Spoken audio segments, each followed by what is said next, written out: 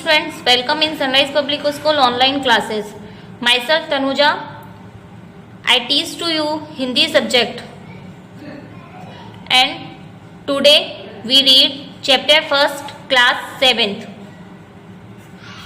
आज हम पढ़ेंगे क्लास 7th का चैप्टर 1st हम पंछी उन्मुक्त गगन के। इस कविता के माध्यम से कवि हमें बताना चाहते हैं कि हमें कभी भी किसी पक्षी को पिंजरे में बंद नहीं रखना चाहिए।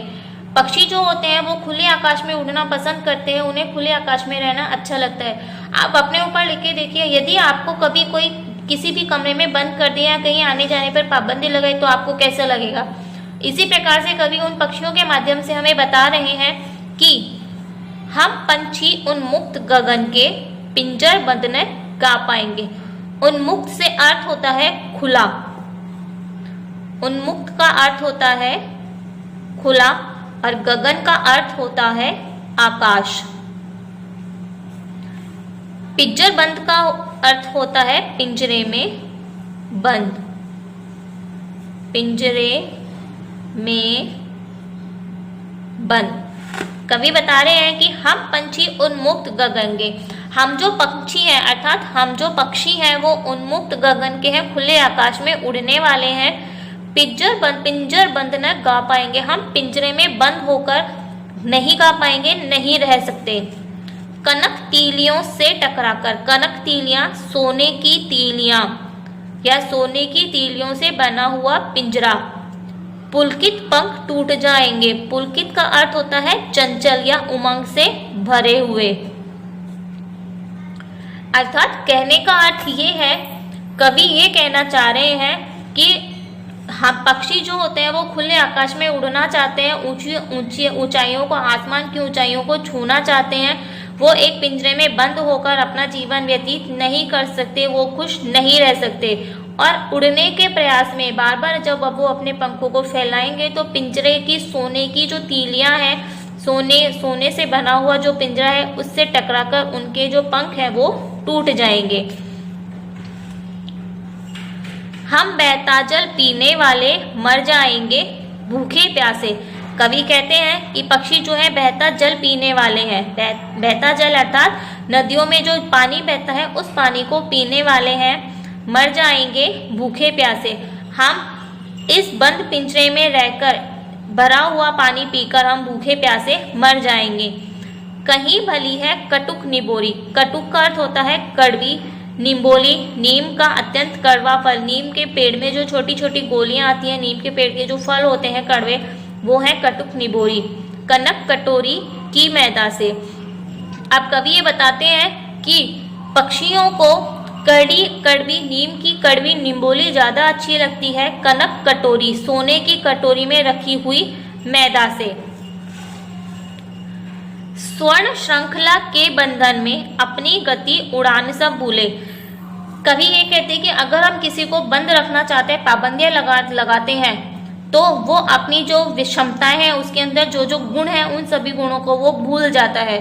इसी प्रकार से पक्षी ये बता रहे हैं, पक्षियों के माध्यम से कवि कह रहे हैं कि स्वर्ण श्रृंखला, सोने की जंजीरों के बंधन, उनमें बंधने से बंध जाने पर अपनी गति उड़ान सब भूले। हम अपनी चाल, अपना वेग सब कुछ भूल जाते हैं, बस सपनों में देख रहे हैं। सिर्फ किस में देख रहे हैं? सपनों में। कि हम पक्षी जो है सिर्फ ये चीज सपनों में देख रहे हैं कि हमें वहां जाना है, इतना ऊपर तक उड़ना है। जैसे हम मनुष्य हैं, अगर हम पर पाबंदियां लग जाए तो सिर्फ हम सोचते रह जाएं कि हमें ये करना है था, हमें वो करना है। तरु की फुनगी पर के झूले, तरु की पेड़ की फुनगी, डाली का सबसे ऊपर वाला जो सिरा होता है उस पर झूले।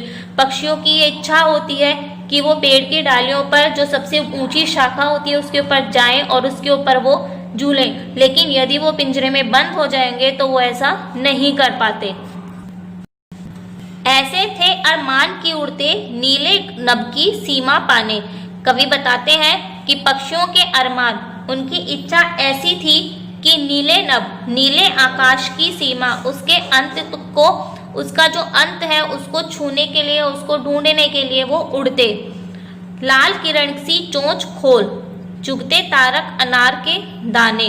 लाल किरण सी, उनकी जो लाल किरण सी चोंच खोल, अपनी चोंच को खोलकर, जैसे कि लाल किरण होती है उसके जैसी अपनी चोंच को खोलकर चुगते तारक अनार के दाने। तारों को उन्होंने अनार के दाने बताया है और उन तारों को वो चुगते, ऐसी उन पक्षियों की इच्छा थी।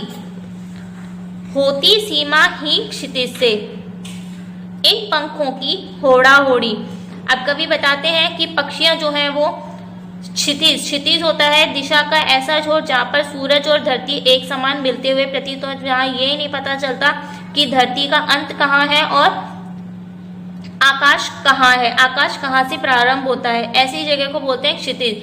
तो ऐसी सीमाहीन, जिस जगह की कोई, जहाँ जिस धरती की जहाँ पर कोई सीमा नहीं होती, उस जगह पर वहां तक वो उड़ना चाहते हैं, वहां तक उनके पंखों की होड़ा होड़ी होती है, तब तक वो अपने पंखों को उड़ाना चाहते हैं। या तो क्षितिज मिलन बन जाता, कवि कहते हैं कि पक्षियों की इच्छा होती है कि या तो क्षितिज जो है वो मिलन बन जाता, या तो वो हम क्षितिज तक पहुंच जाते, या हमारे सांसों की डोरी तन जाती, या हमारी जो सांसें हैं वो ऊपर नीचे बहुत तेज तेज चलने लग जाती, खींचने लग जाती हमारी सांसें।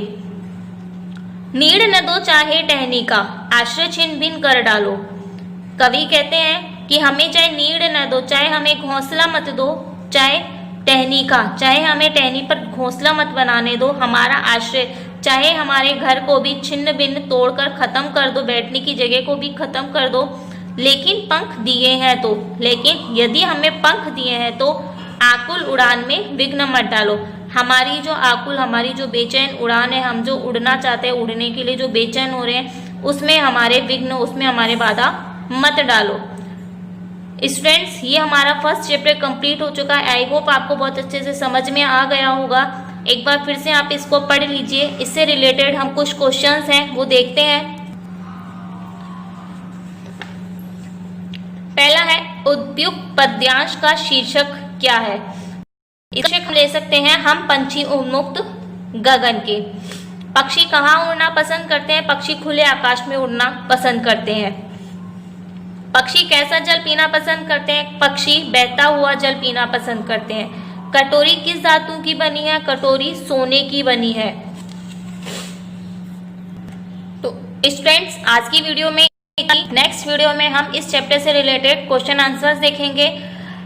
I request to all the students, please purchase your books as much as soon possible and read this chapter carefully. अगर आपको इसमें कोई समझ में नहीं आता है तो आप कोई भी क्वेश्चंस पुट अप कर सकते हैं। Good day and thank you, have a nice day.